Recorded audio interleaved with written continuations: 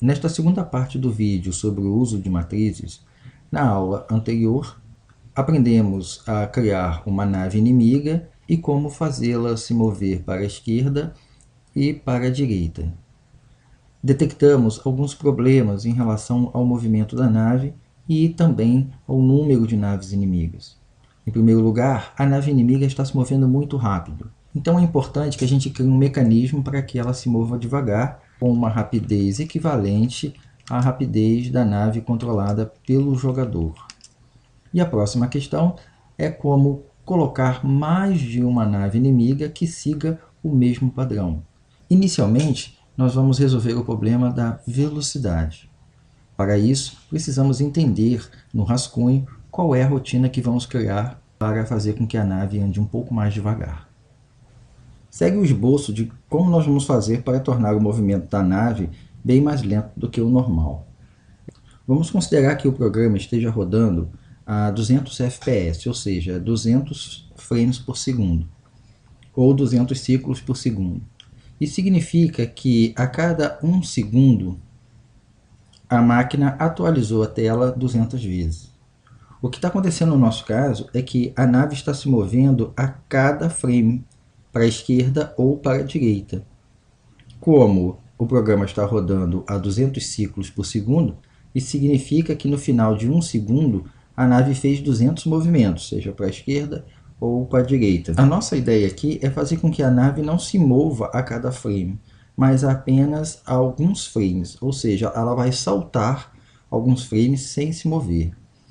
Nesse caso, a gente vai criar uma variável que diz para a gente qual é a rapidez do inimigo, que é o Speed Enemy.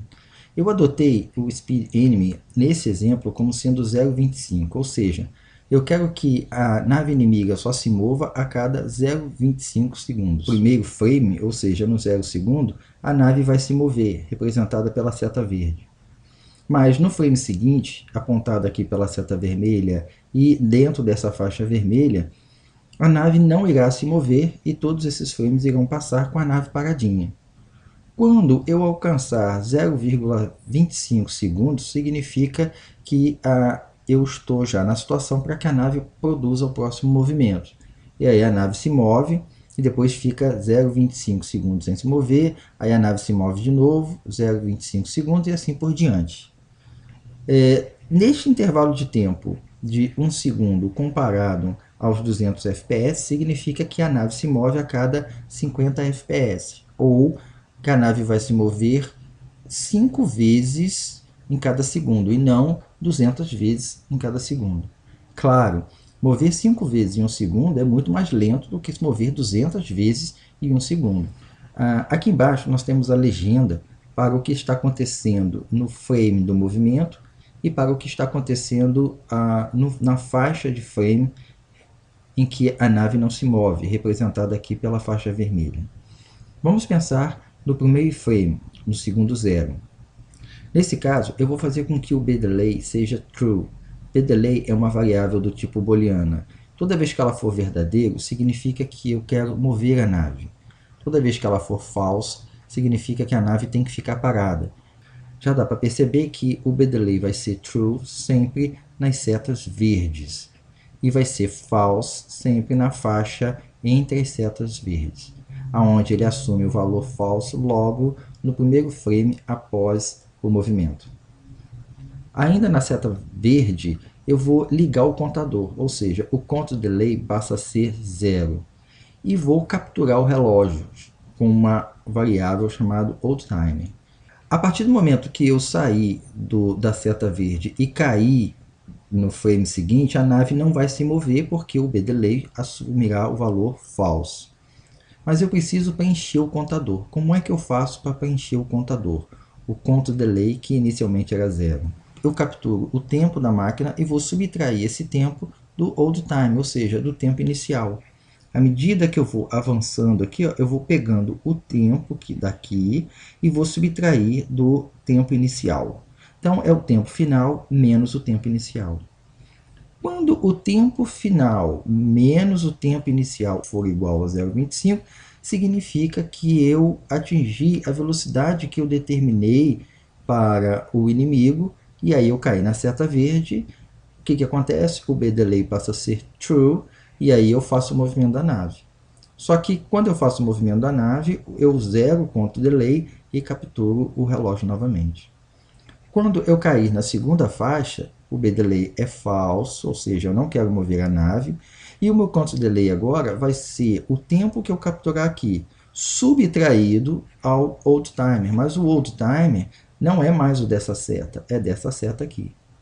Obviamente que quando eu chegar no final da contagem, eu vou estar subtraindo 0,50 do 0,25, que vai dar 0,25. E aí eu estou sobre a seta verde, e aí como consequência o B-Delay passa a ter True, o ponto delay zero, e aí eu capturo o relógio da máquina em 0,50 e começo os passos tudo novamente.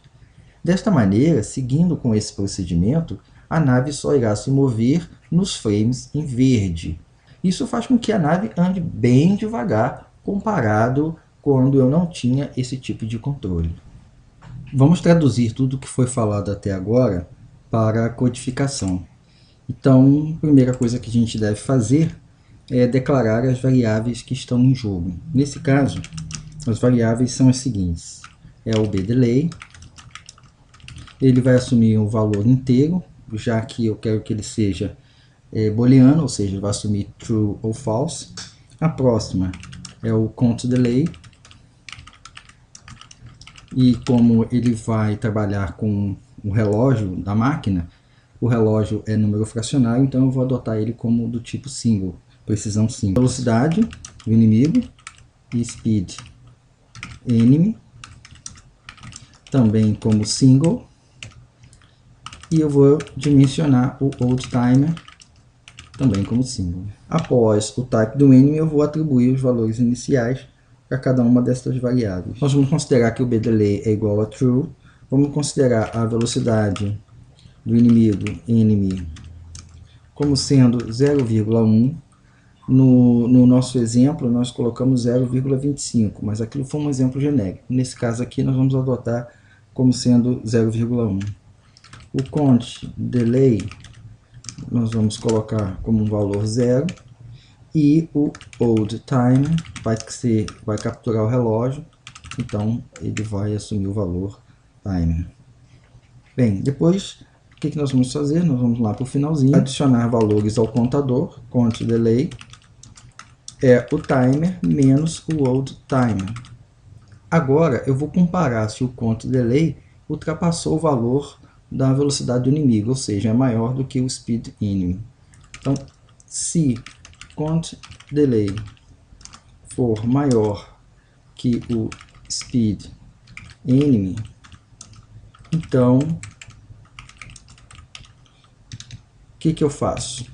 Bem, eu vou fazer com que o B-Delay assuma o valor true, ou seja, eu quero que ele mova o personagem. O old timer passa a ser timer, ou seja, eu vou capturar agora um novo tempo inicial, e 0 o contador do count delay. Porém, caso isso não seja satisfeito, eu quero fazer com que o B-Delay seja sempre falso, porque eu não quero mover a nave. Pronto, a rotina está quase pronta. A única coisa que eu tenho que fazer é vir aqui no movimento da nave. Eu quero que a nave se mova apenas quando o B-Delay for verdadeiro. Então eu tenho que acrescentar essa rotina para o movimento da nave. Vamos executar o programa e vamos ver o que acontece. Pronto, tá aí, ó. Agora a nave está se movendo bem mais lento, e se eu for comparar com o movimento do player, veremos que está bem compatível. Uma coisa interessante desta rotina é que todo o controle fica por conta da condição inicial da velocidade do inimigo. Então, se eu colocar aqui, por exemplo, que a velocidade do inimigo é 1, a nave só vai se mover a cada 1 segundo. Se eu colocar que a velocidade do inimigo é 0,01, ele vai ter um movimento bem rápido. Como o controle da rapidez da nave está à mercê de uma única variável, isto pode ser usado, por exemplo, para uma mudança de fase, em que as naves se movimentam com mais rapidez e, como consequência, fica mais difícil de você abatê-las. O próximo passo agora é criar mais de um inimigo.